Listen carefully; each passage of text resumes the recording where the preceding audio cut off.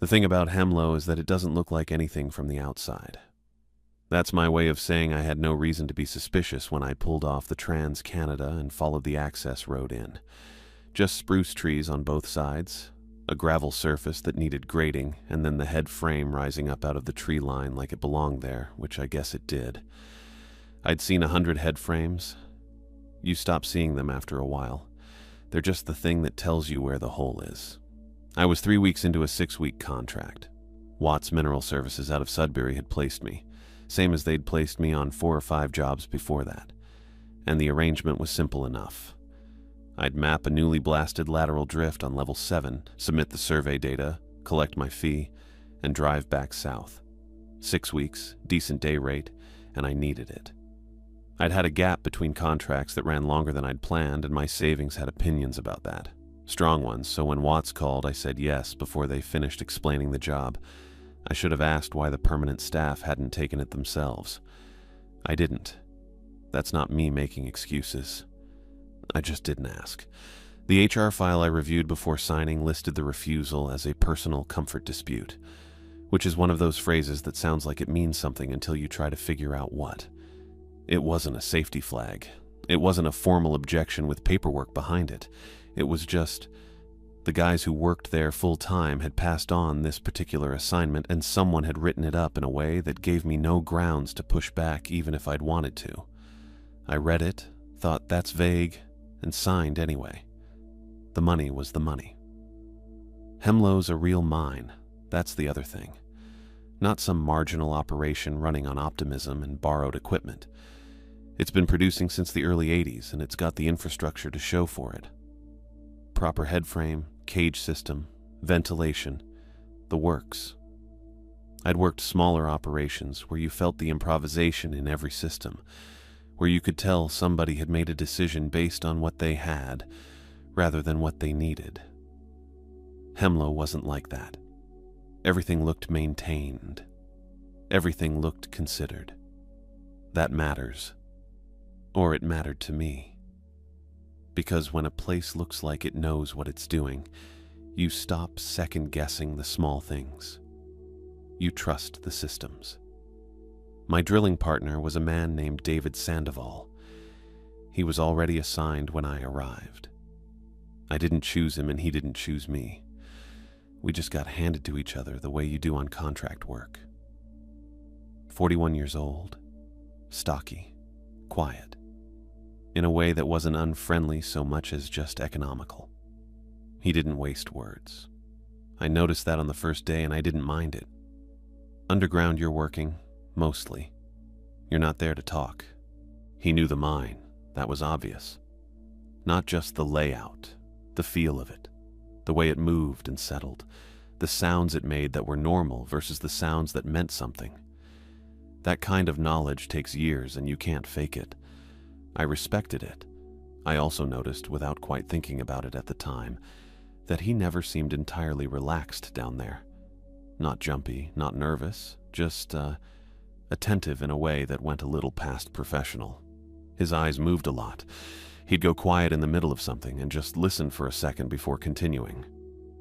I filed that under experienced miner habits and moved on. Day 4 was a Wednesday. We were on a lunch break, sitting on a couple of equipment cases, maybe 30 meters back from the face we'd been working, and David was eating a sandwich with the same focused efficiency he brought to everything else. I was going through some notes on my tablet. The drift was coming along. Good blasting, clean walls, the kind of fresh rock that's actually pleasant to map because it hasn't had time to get complicated yet. David said, without any particular lead-up, that the previous surveyor had walked off the job after 2 weeks. I looked up. He was still eating. I asked what he meant. Walked off. He said the guy had paid the penalty and left. $4,000 out of pocket rather than finish the contract. Said it the way you'd mentioned that it had rained last Tuesday. Then he took another bite of his sandwich, and that was apparently the end of the information he intended to share. $4,000 is not a small number to walk away from. On top of the $4,000, you'd be eating the income you didn't earn on the back half of the contract, which depending on the rate could be another $8,000 or $10,000. That's not a decision you make because you're having a bad week. That's a decision you make because something has shifted in you and the money stopped being the most important thing. I sat there for a second, trying to figure out if David was telling me this as a warning or just as a fact. His face didn't help. It never really did. I asked if he knew why. David said he didn't know. Said the guy had just stopped coming down. That was it. He finished his sandwich, folded the wax paper, put it in his jacket pocket, and stood up. We went back to work. I kept thinking about it for maybe an hour after that, turning it over. $4,000. 2 weeks in, same as me. But there was nothing to attach the thought to. No incident, no complaint on record, nothing in the HR file that pointed anywhere. Just a number and a decision and a man who wasn't here anymore. Eventually the work pulled my attention back and the thought went somewhere quieter. Not gone, but not loud either. Sitting in the back of my mind the way things do when they don't have enough shape yet to be a real concern. I was underground under contract and already 2 weeks behind, whoever he was. That's not nothing now that I think about it. 2 weeks behind a man who decided $4,000 was worth less than getting out. I didn't know that yet. I mean, I knew the fact of it. I just didn't know what it meant. I kept working. Day 8 was when it started. Or when I started noticing it anyway. Hard to say which. We were deep in the lateral drift, maybe 200 meters from the cage, running survey lines off the last blast zone. The rock face there was still raw. You could smell it, that sharp mineral bite that freshly broken granite gives off. Something between wet stone and struck flint. David was on the drill. I was logging coordinates. Cross-checking against the previous day's markers. Nothing unusual. Standard work. And then somewhere in the middle of it, between one breath and the next, I became aware of something sitting behind my sternum. Not pain. Not pressure the way a cough feels, or the way your chest tightens when you've been underground too long and you start thinking about how much rock is above you. This was lower than that.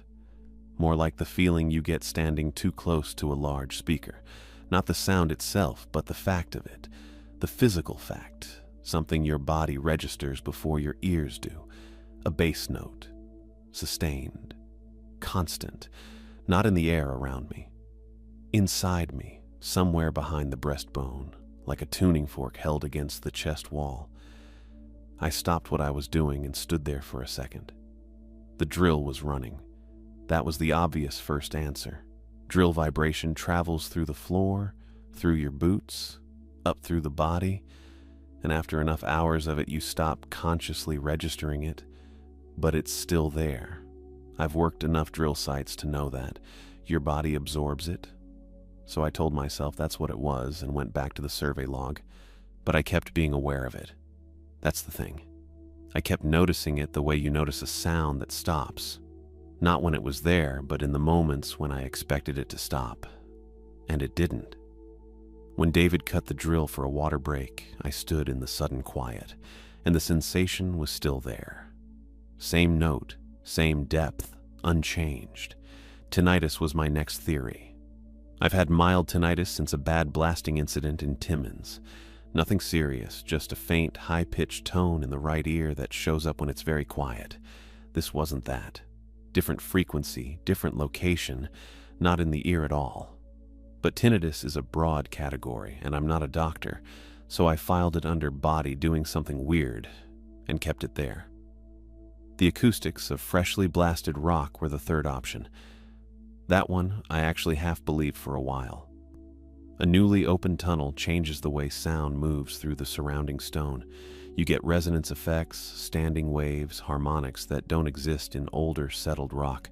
I'd read about it. Never experienced it personally, but the literature was there. Hemlo's geology is complex anyway, mixed metavolcanic and metasedimentary, which does strange things to vibration propagation. It was plausible. Not certain, but plausible enough. So I kept working. That was the decision I kept making every time the sensation came up. Keep working.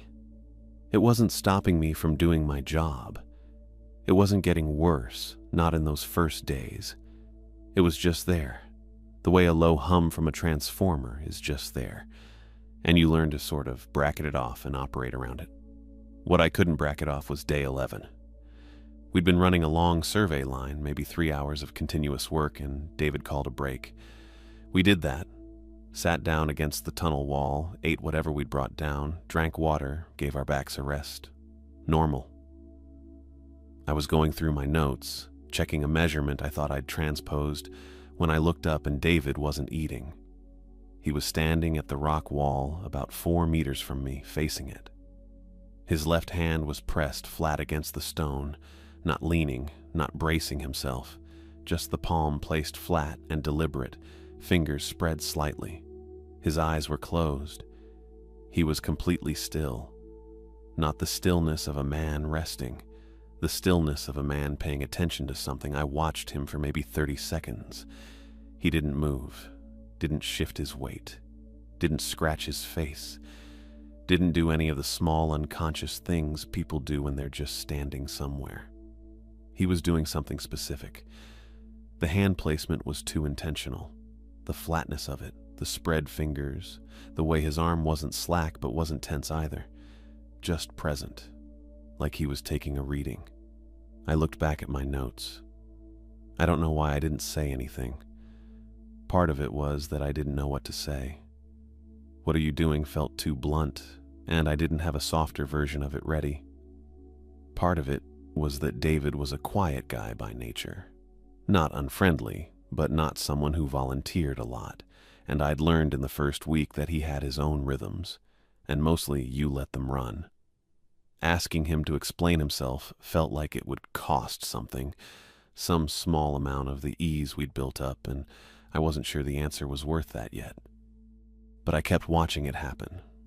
That's the part I keep coming back to now. It wasn't once. Over the next few days, it was every break.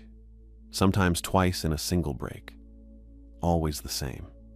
Hand flat against the wall, eyes closed, that particular held stillness. Always the left hand. Always a section of wall he'd been working near, not random placement. He'd finish, open his eyes, and go back to whatever he was doing without any transition, without any expression I could read, like it was a normal thing, like he'd been doing it his whole life and didn't think about it any more than you think about checking your watch. I started noticing where he placed his hand relative to the survey markers. I'm not sure when I started doing that. It wasn't a conscious decision. More like my brain deciding on its own that the information might matter. He wasn't placing it on the same spot twice. He was moving along the wall, slightly different position each time. The way you'd move a stethoscope across someone's chest to listen to different chambers. The pressure in my sternum was still there. Steady. 47 seconds I'd eventually figure out, but I didn't know that yet. On day 11, I just knew it was constant, and that David was pressing his hand against the wall during every break, and that neither of those things had a clean explanation.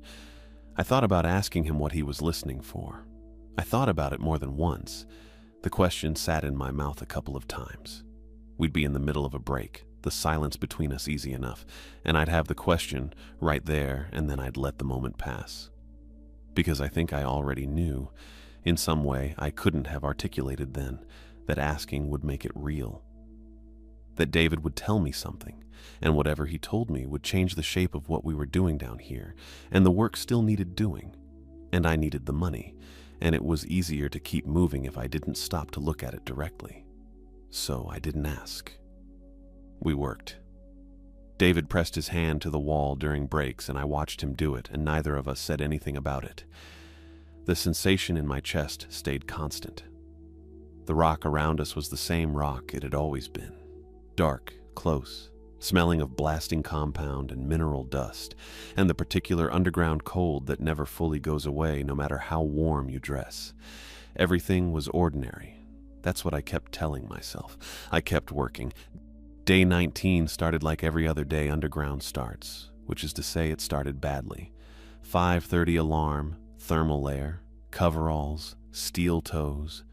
The walk from the bunkhouse to the muster building in the dark with your breath coming out in clouds and the gravel crunching under your boots, and the mine's work lights making everything look the color of old teeth.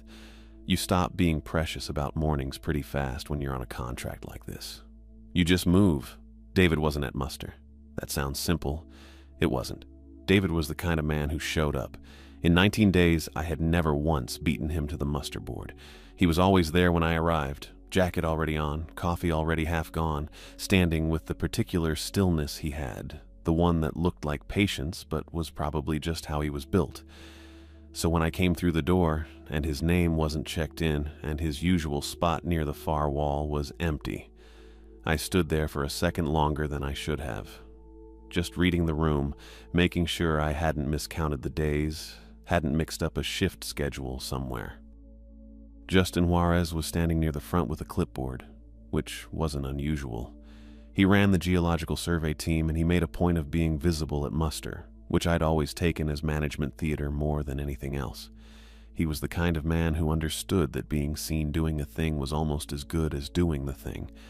I asked him where David was. "Called in sick this morning," Justin said. Said it the way you'd say it about a stranger, easy and uninvested. "Stomach thing, I think. He'll probably be back tomorrow." I said okay. I didn't say anything else. We got our assignments. I was still on level 7, solo for the day, which was fine in the practical sense and not fine in the other sense, the one I wasn't fully admitting to myself yet. I took my kit and went to work, and I did not think about David's empty spot at the muster board more than 4 or 5 times before noon. Lunch I spent underground, same as always. But when I came back up, I didn't go to the canteen. I went to the bunkhouse. I'm not sure what I was expecting to find. A made bed, maybe, the room looking the way a room looks when someone's sick. Water bottle on the nightstand, extra blanket, some evidence of a person trying to get comfortable. I think I just wanted to see it.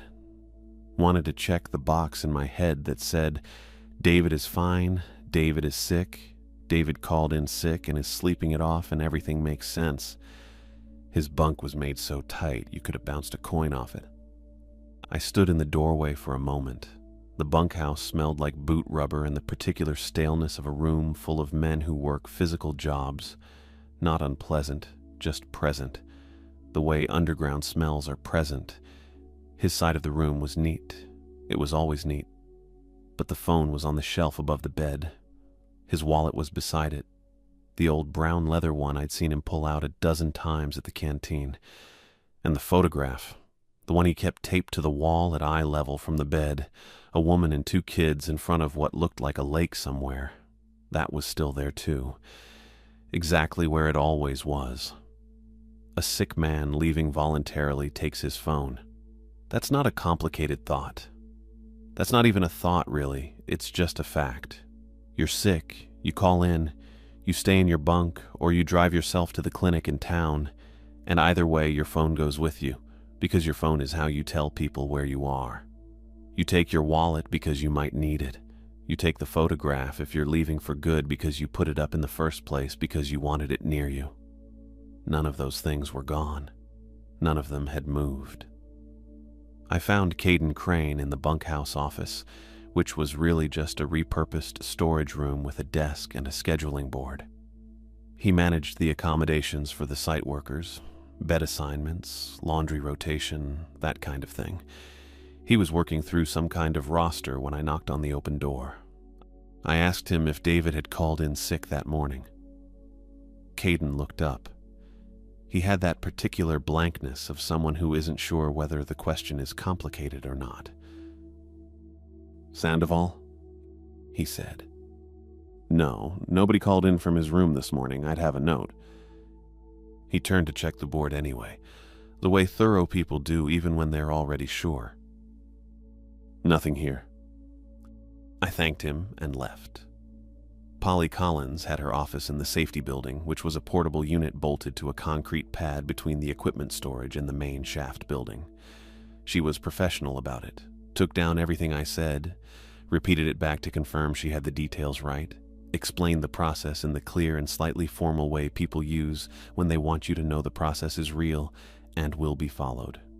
She filed the report. She gave me a copy. She said she'd escalate it through site management. I knew what escalate through site management meant. It meant Justin. He reassigned me to level 6 that afternoon.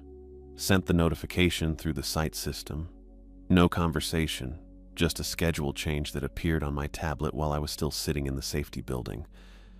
Level 6, solo survey work, effective immediately. I stared at it for a moment. Then I went and did it. The thing about level 6 is that it's ordinary. That's the only way I know how to put it. The pressure I'd been carrying in my chest for 11 days wasn't there. The rock sounded like rock. The drill vibration was just drill vibration. I worked through the afternoon in the specific relief of a man who has been holding his breath and finally stopped, and I hated how good it felt, because it meant the difference between the two levels was real, and I'd been telling myself it wasn't. Justin's invitation came through the site messaging system around 4:30. Stop by the office when you're done, just to check in, nothing formal. There was a coffee cup emoji at the end of it, which I found difficult to look at directly. His office was on the surface, in the main admin building, the kind of room that gets decorated just enough to signal that the person in it has tenure. A plant in the corner that was actually alive. A framed site map on the wall. He had a coffee maker on the credenza behind his desk, a real one, not the industrial urn from the canteen, and he poured 2 cups without asking how I took mine, which told me he'd either been watching or had guessed correctly. "Sit down, Edwin," he said. "You've had a long day." I sat. The chair was comfortable. I noticed that. He asked if I'd been sleeping well. Said it the way a doctor says it, not conversationally with a slight forward lean, like the answer mattered for a reason he wasn't stating. I said I was sleeping fine. He asked about headaches. Any pressure behind the eyes, anything like that.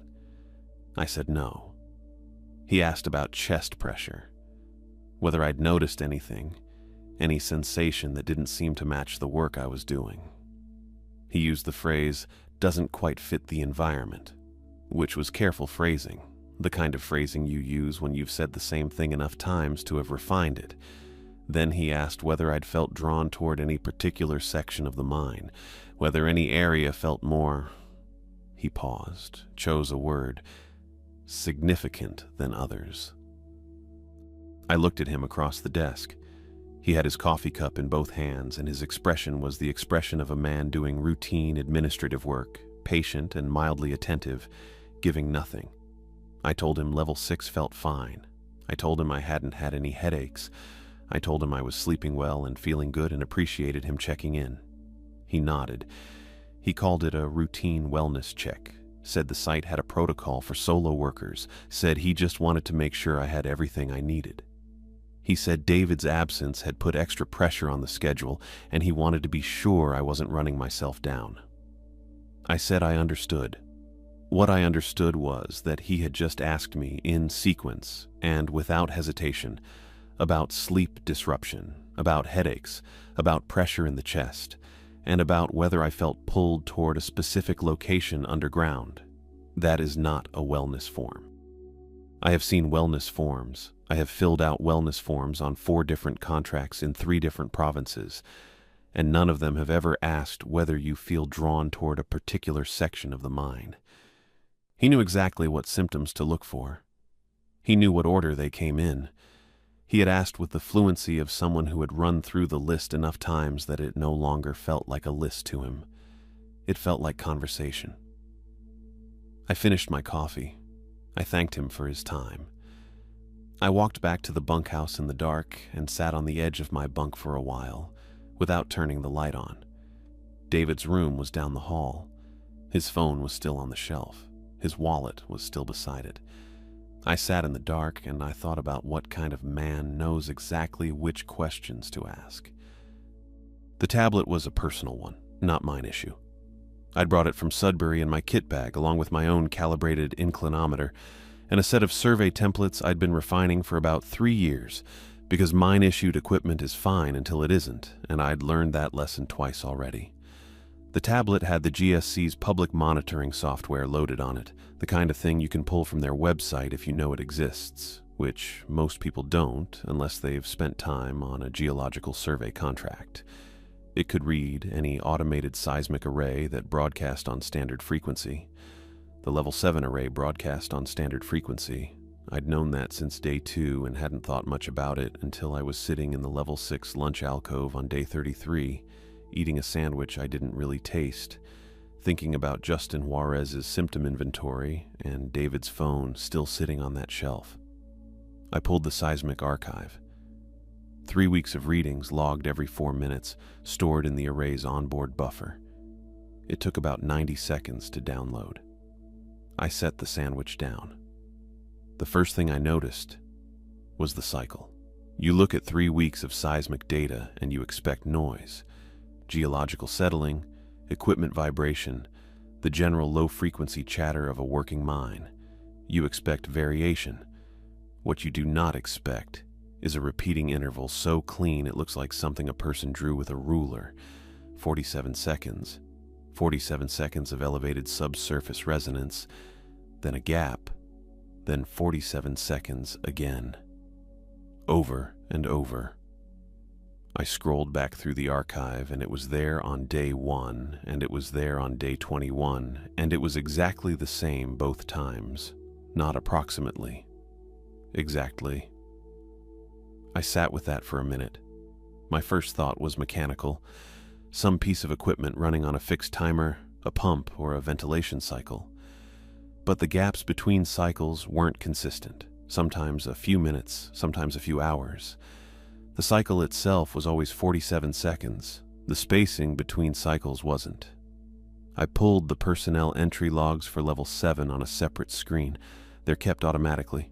Every time someone badges through the Level 7 gate, the timestamp goes into the system. I lined them up against the seismic archive and started comparing. The cycle started 90 seconds after someone entered the drift tunnel. Every time. Not sometimes. Every time. Without a single exception across 3 weeks of data, and it stopped 90 seconds after that person left. I put the tablet face down on the table, then I picked it back up. I went through it again because I'd made errors before, and I didn't want this to be one of those times where I convinced myself of something because I wanted it to be true. I checked the timestamps against the entry logs 3 separate times, cross-referencing manually, and the pattern held. 90 seconds after entry, the cycle began. 90 seconds after exit, it stopped. The 47-second interval never changed. Whatever was generating that resonance, it knew when someone was in the tunnel. That's my way of saying it responded to presence. I don't have a cleaner way to put it. Then I pulled the personnel history going back 2 years, which took longer because it wasn't in the same database. I had to request it through the mine's internal records portal and wait about 4 minutes for it to compile. I ate the rest of my sandwich while I waited. Mechanical habit. I don't think I tasted any of it. The personnel history showed me who had logged Level 7 entries and how many. I sorted by frequency. Then I started checking names against the transfer records and the quit logs and the incident database, which is a separate system that I had access to because my contract classification included hazard assessment privileges. Another thing Justin probably hadn't checked carefully when he looked at my file, or maybe he had, and it hadn't concerned him. Either way, I had it. Every worker who had logged more than 4 Level 7 entries in any 2-week window had left the mine. Some had filed for voluntary transfer. Some had walked off without notice. 2 names from 2019. A driller named Petrov and a ventilation tech whose last name I couldn't read clearly because the scan was bad, appeared in the incident database with the same notation. Location unknown at time of shift end. That notation had a follow-up field. Both follow-up fields were blank. I set the tablet down again and looked at the wall of the alcove for a while. There was a safety poster on it about proper PPE for blasting operations. I read it twice without retaining anything. 6 entries. I had logged 6 Level 7 entries in 11 days. I counted back through my own badge timestamps to make sure. Day 22, Day 24, Day 25, Day 27, Day 30, Day 32. 6 entries. The threshold was 4 entries in 2 weeks. I had cleared that threshold on day 27 and hadn't known there was a threshold to clear. I thought about the previous surveyor who'd paid $4,000 out of pocket to break his contract. I thought about David pressing his hand flat against the tunnel wall, eyes closed, perfectly still. I thought about Justin asking me, with practiced fluency, whether I felt drawn toward any particular section of the mine. I thought about the 2 blank follow-up fields. I went to Justin's office that evening with the seismic printout folded in my jacket pocket. I hadn't decided exactly what I was going to say. I'd decided I was going to say something and see what he did with it. He was at his desk when I knocked. He waved me in without looking up, finished whatever he was writing, then leaned back in his chair and looked at me the way people look at something they were expecting. I put the printout on his desk. I told him what I'd found: the 47-second cycle, the 90-second response window, the personnel pattern. I laid it out plainly because I wanted to watch his face while I did it, and I didn't want to give him room to interrupt. He didn't deny it. He didn't look surprised. He picked up the printout, looked at it for a few seconds, not long enough to actually read it, just long enough to confirm it was what I'd said it was, and set it back down. He told me the Geological Survey of Canada's Thunder Bay office had reviewed the Level 7 readings in 2020. He told me they'd classified the resonance as biologically inert subsurface acoustic resonance. I nodded. I kept my face level. I had spent 4 years on survey contracts in Sudbury working alongside GSC field teams. I had read somewhere north of 200 GSC assessment reports across 4 provinces. I knew their classification taxonomy the way I know the make of my own drill. There is no such classification as biologically inert subsurface acoustic resonance.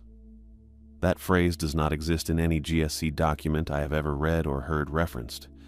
It has the right shape. It sounds like the kind of thing a GSC report would say, if you'd never read one. If you'd only heard them described secondhand, or if you'd made one up and needed it to sound credible to someone who didn't know better. Justin had looked at my file. He knew I was a Watts contractor out of Sudbury. He knew my survey background. He had looked at all of that and decided the lie was worth trying anyway, which meant one of 2 things. Either he'd been sloppy, or he decided that it didn't matter much whether I believed him. I thanked him for the information.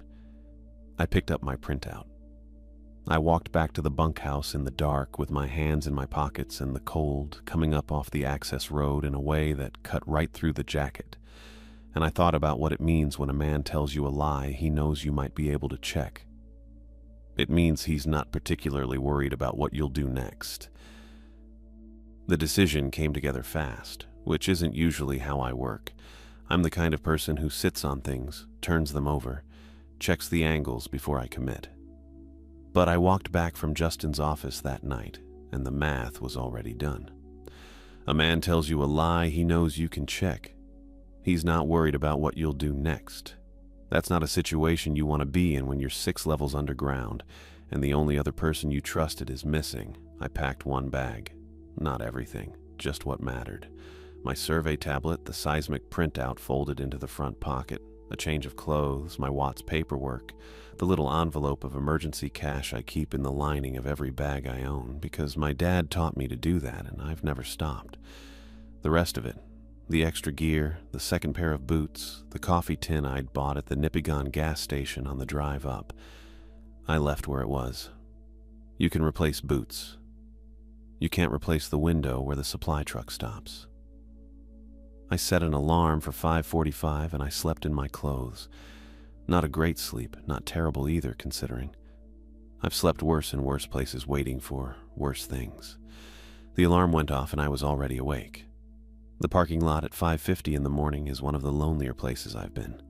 The lights over the equipment building throw a flat orange across the gravel, and everything outside that circle is just dark and cold, and the sound of the access road moving in the wind through the spruce. My breath was coming out in a small cloud. I had the bag over one shoulder, and I was moving toward my truck, and I was already thinking about the drive, how long to White River, whether I'd stop for gas or push through to Wawa. And then I saw the tires. Both of them. Flat. Not slow leak flat. Not maybe there's a nail flat. Flat in the way that means someone put a tool to them. The sidewalls were sitting on the gravel. I crouched down and put my hand on the rear one, and it was cold and soft and wrong, and I just stayed there for a second with my hand on it because my brain needed a moment to catch up to what my eyes had already told it. I stood up. Okay. The satellite phone. There was one working satellite phone on the whole site. The others had been in for repair since early in the contract, which I'd thought was sloppy maintenance and now thought was something else. I'd seen it in the equipment locker the night before when I'd gone to check the seismic array one last time. I remembered it specifically. Black case, yellow rubber bumper around the edges, sitting on the second shelf to the left of the door. I walked to the equipment building. I opened the locker. The shelf was empty. There was a rectangular outline in the dust where the phone had been sitting, and nothing else. I stood there looking at that outline for a while. I don't know exactly what I was expecting. I think part of me had still been operating on the assumption that things were bad but not organized, that Justin was covering something up, that the mine had a problem they were managing badly, that David had wandered or gotten hurt or, I don't know. Something that was terrible but still accidental. The flat tires I could have talked myself into. Vandalism happens. Gravel lots are hard on sidewalls. But the phone was gone from a locked building, and the tires were flat on the one vehicle I had, and the supply truck came at 6 on the dot and didn't wait for anyone. I heard it before I saw it. The engine, a long way off on the access road coming through the trees.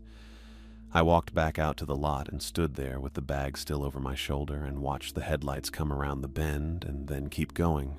Didn't slow, didn't pull in. The driver wouldn't have had any reason to. I hadn't flagged anything, hadn't called ahead, hadn't done anything except decide in my own head that I was leaving. The truck just went past and the sound of it faded, and then there was nothing but the wind in the spruce again and the orange light on the gravel and me standing there with flat tires and no phone and nowhere to be. I put the bag down. I sat on it. I'm not proud of that part, just sitting there on my own bag in a parking lot at 6 in the morning like I'd missed a bus. But that's what happened. I needed a minute to think, and my legs had apparently decided to take it whether I was ready or not. The thing is, I knew what this meant. Someone had been watching me, or watching my truck, or watching the equipment locker. Maybe all three. Justin had looked at me across his desk the night before and decided a fake GSC classification was worth trying, which meant he'd already decided I wasn't going anywhere that mattered. And now here was the proof of it.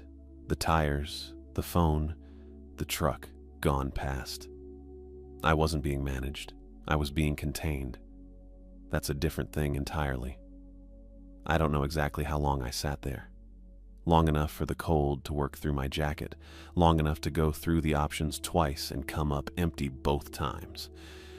No vehicle, no phone, no way to flag down the next truck because I didn't know when the next truck was and I had no way to find out. The nearest town was a long walk on a road I didn't know, in weather that didn't care. I was thinking about whether I could get to the surface monitoring station and whether there was a landline, whether there was anything in the equipment building I'd missed, whether Justin was watching me right now from somewhere I couldn't see. The intercom crackled. It's mounted on the side of the equipment building, the shaft intercom, one of those old panel setups with a speaker grill and a push-to-talk button and a row of indicator lights for each level. I'd walked past it every day for weeks without thinking about it, but the sound it made at 6:12 in the morning was not the intercom. It was the beacon channel, a steady pulsing tone coming through the speaker grill, and the indicator light for level 7 blinking amber in a slow rhythm.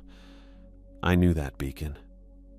I knew it specifically because I'd watched David clip it to the equipment rack on day 2, first thing, before we'd even started the survey layout. He'd pulled it out of his kit like it was automatic, the kind of thing a man does without thinking because he's done it enough times that it's just habit. Standard safety measure. You clip the GPS beacon, you check the battery, You move on.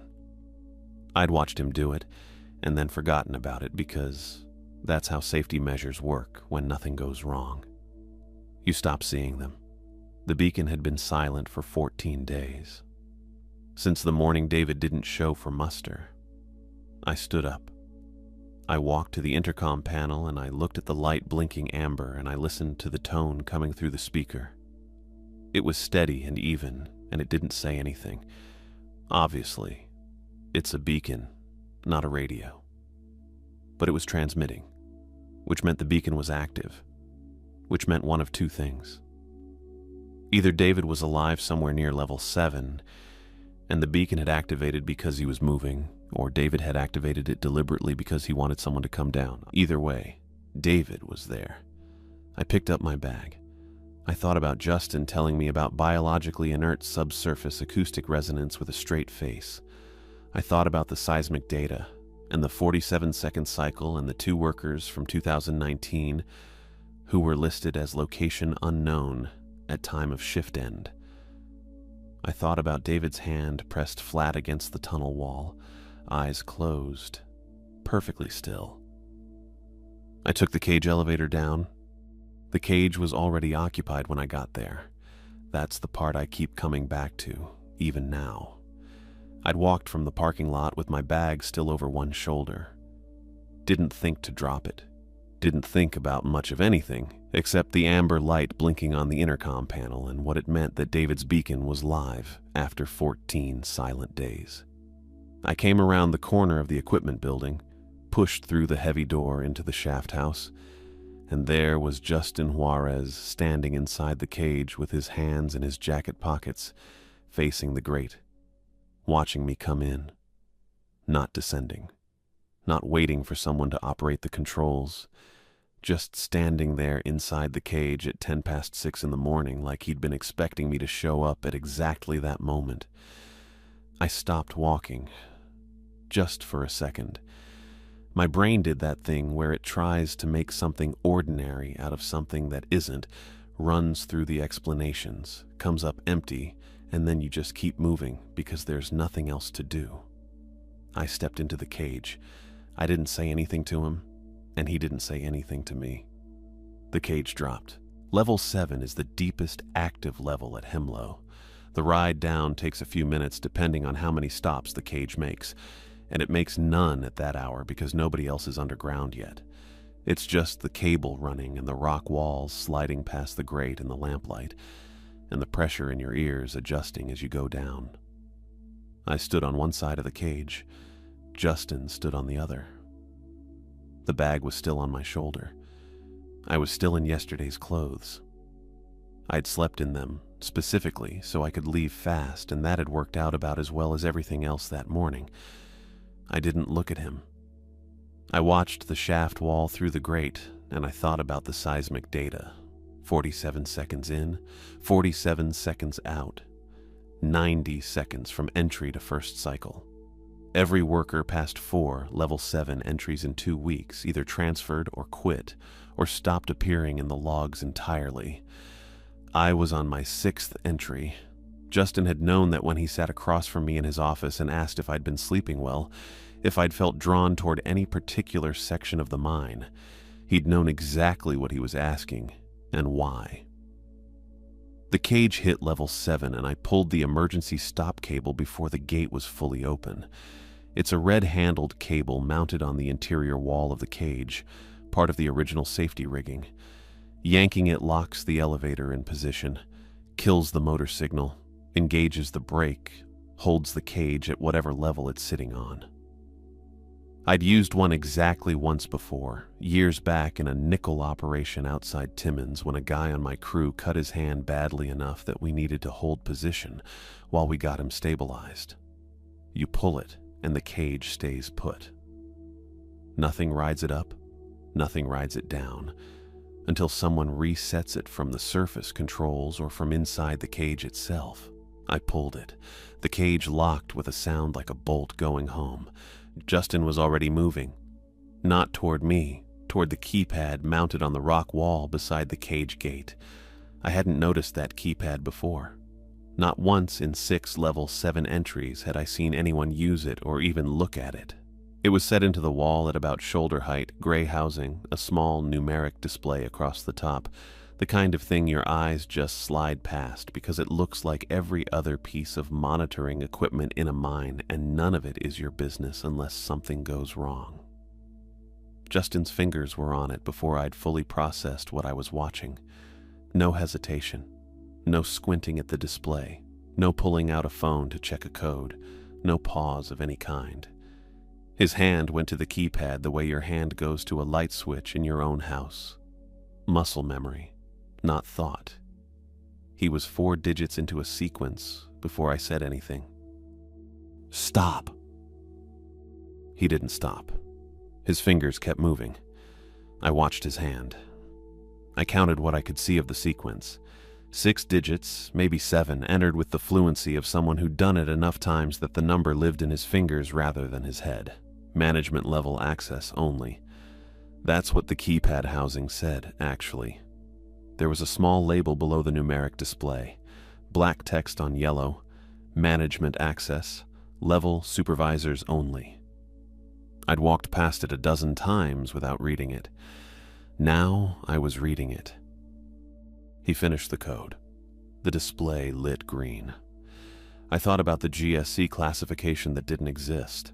I thought about him sitting in his office chair, relaxed, telling me about biologically inert subsurface acoustic resonance with a completely straight face. I thought about what it means when someone tells you a lie that only works if you're ignorant of the subject. It means they've assessed you, decided what you know and what you don't, and made a calculation. They've thought about you. They've been thinking about you. He'd been thinking about me since before I arrived. The cage gate was still closed. Justin had one hand on it, the green light still showing on the keypad, and he was about to pull it open. I shoved him. Both hands, flat against his chest, hard enough that he went back 2 steps and hit the rock wall behind him. He didn't fall. He caught himself, one hand on the wall, and looked at me with an expression I couldn't fully read. Not shocked, exactly. Something more like recalculation. I stepped back inside the cage, pulled the inner gate shut, got my hand on the descent control. "Edwin." His voice was even, no heat in it. "You don't know what's down there." "I know you do," I said. I reversed the elevator downward. The cage dropped and Justin was gone, and I was alone in the shaft with the rock walls running past the grate and the cable above me and the dark below. My bag was still on my shoulder. I noticed that. Didn't do anything about it. I was thinking about the keypad, about how his fingers had moved through that sequence, about how many times a person has to enter a code before it stops being something they remember and starts being something they just do. He'd been down here, not just overseeing from above, not just reading reports and running symptom inventories in his office. He'd been down here enough times that the access code was in his hands. The cage slowed and stopped at the bottom of the shaft. Level 7. The lowest, active level.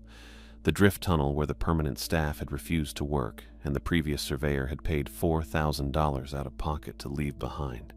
I stood in the cage for a moment before I opened the gate. The amber emergency light above the shaft entry was going, painting everything in that flat yellow-orange that makes distances hard to read. The air down here was cooler than the levels above. It smelled like wet rock and old blasting residue and something else underneath that I'd never been able to name exactly. Not bad, just present. The way some rooms have a smell that belongs to them and nothing else. I opened the gate. I stepped out into level 7. The cage sat behind me, locked at this level, nothing riding it up or down without the reset sequence I didn't have. Justin was above ground with the keypad code, and I was below ground with no phone and a bag over one shoulder, and somewhere in the drift tunnel ahead of me, David Sandoval's beacon was still transmitting. I switched on my headlamp. The tunnel opened up in front of me, the beam cutting maybe 30 feet before the dark took over. The walls were rough blasted granite, pale gray and brown. The drill marks still visible in the rock face where the lateral drift had been extended. I'd mapped this tunnel. I knew every turn. I knew exactly how far it went before it dead-ended at the new face. I started walking. The beam from my headlamp cut down the tunnel and found him about 40 feet in. He was standing with his back to me, facing the rock wall at the end of the lateral drift. The new face. The one we'd been mapping together for 3 weeks. Both arms loose at his sides, not touching the wall, just standing in front of it the way you'd stand in front of something you were waiting on. His coveralls were dirty at the knees and along one shoulder, and his breathing was audible even from 40 feet back, slow and deliberate and wrong. Not the way a person breathes when they're resting, but the way a person breathes when they're doing something that requires concentration. I felt the vibrations start up in my sternum. That low, pressureless thing that wasn't quite sound. It had been quiet since I stepped off the cage. I'd noticed that, the absence of it. The way you notice a refrigerator hum only when it stops. Now, it was back. 47 seconds in, 47 out. I knew the cycle by then. I'd stared at those seismic printouts long enough that the numbers had gotten into me somewhere. David was breathing in time with it, not approximately, not close, exactly. I stood there for a few seconds and watched him and didn't say anything. I was trying to work out whether this was something I'd be able to handle, I guess. Whether what I was looking at was a man in distress or a man in something else entirely. He hadn't moved when my headlamp hit him, hadn't turned around. Either he didn't hear me come in, or he knew I was there, and it didn't matter to him yet. "David," I said. He turned around. His face was his face. That's the thing I keep coming back to when I try to explain this to myself. I think I was expecting something. I don't know what exactly. Something wrong. Something that would tell me immediately that the man standing in front of me wasn't the same man who'd eaten lunch across from me for 3 weeks and told me about his daughter's hockey league with the same flat tone he used for everything else. But it was him. Square face, heavy brow, gray-blue eyes that found me in the headlamp beam and tracked me the way a person's eyes track someone they recognize. He looked tired. He looked like he'd been underground for 14 days without a shower, which he had. He looked like David. His eyes stayed on me for a moment. Then he said my name. "Edwin?" Just that. Not a question. Not surprise. Like he was confirming something he'd already known. "Yeah." I said, "I'm here. Are you hurt?" He didn't answer that directly. He said, "It already knew you'd come back down." I didn't have anything to say to that right away. I stood there with my headlamp on his face and the vibration sitting in my chest and tried to figure out what the right response was. There wasn't one, so I didn't say anything. Then David sat down. Not like his legs gave out. There was no stumble, no grab for the wall. It was more like a decision his body made without consulting him. A simple downward movement, and then he was sitting on the tunnel floor with his back against the rock face and his hands loose in his lap, and his eyes still on me. Done. That's the only word for it. Like a machine that had finished its cycle and powered down to stand by. I sat down beside him. I want to be honest about why. Part of it was that I didn't know what else to do. The cage was locked at level 7 behind me, and Justin was above ground, and I had no phone and no plan beyond find David. And I'd found David. And now I needed a minute to think. But part of it was something else. The seismic data had shown the cycle responded to presence. It started 90 seconds after a person entered the drift and stopped 90 seconds after they left. David had been down here for 14 days, breathing in time, with a 47-second vibration cycle. And I'd watched him press his hand against a tunnel wall on day 11, with his eyes closed and his whole body still, listening to something I hadn't been able to hear yet. I pressed my hand flat against the rock wall. The surface was cold. Rough blasted granite, unfinished, the drill marks still in it. I'd run my hands over this wall a dozen times in the past 3 weeks doing survey work, taking measurements, checking the face for stability. I knew the texture of it, but sitting here with my palm flat against it and the vibration in my chest, and David next to me breathing slow and even, it felt different. Not threatening, not welcoming either. Present, the way the smell down here was present, something that had been here a long time and wasn't going anywhere. The vibration cycle, which had paused when I walked into the tunnel. I'd noticed that too, the way it had dropped out the moment I stepped off the cage and started down the drift. Resumed. The exact moment my hand touched the wall. I didn't pull my hand back. I don't know why. Probably I should have. But I'd come this far on the logic that running from something I didn't understand wasn't going to help me understand it, and sitting here with my hand on the rock and David next to me seemed like the first honest thing I'd done since I pulled those seismic printouts. We sat there for a while. I'm not sure how long. The vibration moved through the rock and into my palm and up my arm and settled somewhere behind my ribs, and it wasn't painful, wasn't even unpleasant exactly, just constant, attentive. That's the word that kept coming to me, like being watched by something that didn't have eyes. Then I heard the cable. It was faint at first, just a metallic whisper through the shaft above us, the kind of sound you learn to read after enough time underground. Cable tension changing, the counterweight shifting. The cage was moving. I'd left it locked at level 7. I'd pulled the emergency stop myself, watched the mechanism engage.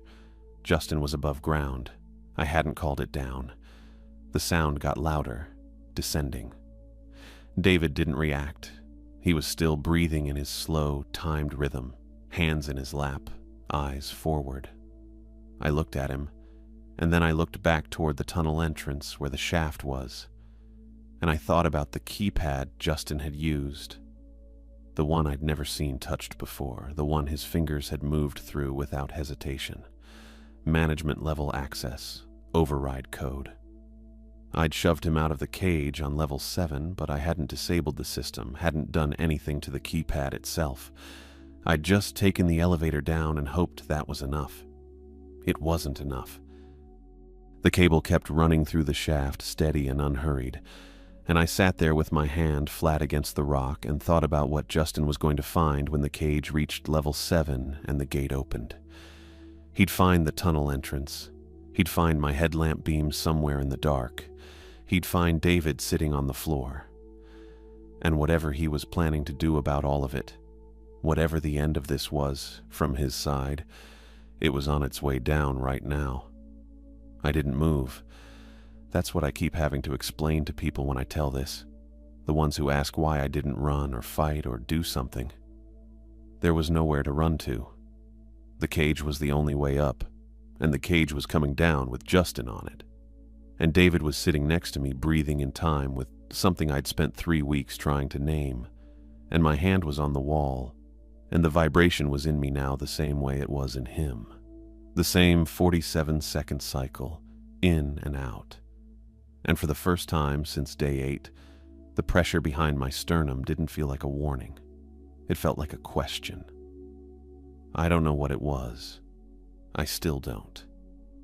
I've thought about it a lot, and I don't have a clean answer, and I've stopped expecting to find one. What I know is what the data showed. Something down there responded to human presence, had been responding for years, had been doing something to the people sent into that tunnel that the mine's management knew about, and logged and kept sending people into anyway. 2 workers from 2019 still listed as location unknown at time of shift end. David Sandoval missing for 14 days and sitting on a tunnel floor breathing like a metronome. Me, on my 6th entry in 11 days, hand pressed flat against cold granite, listening to a cage descend toward us through the dark. The cable kept running. The vibration kept cycling. David kept breathing. I stayed where I was. Whatever was coming down, I was going to be sitting right here when it arrived. Not because I'd run out of choices, though I had, but because this was the only position that felt honest. I'd come down for David, David was here. My hand was on the wall, and something was listening, and I wasn't going to pretend I understood it.